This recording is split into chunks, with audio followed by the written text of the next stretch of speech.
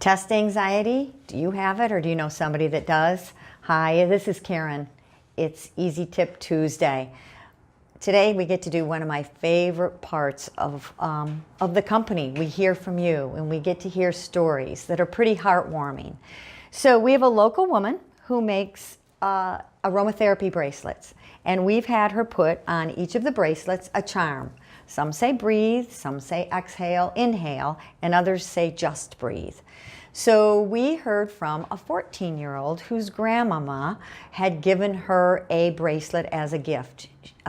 This young woman suffers from test anxiety, even though she's pretty dang smart.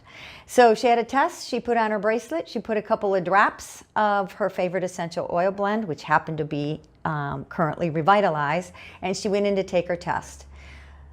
She got really nervous as they were passing out the tests, and then she remembered she had her bracelet on that said just breathe. So she took a deep breath, and it was a reminder of a deep breath that calmed her.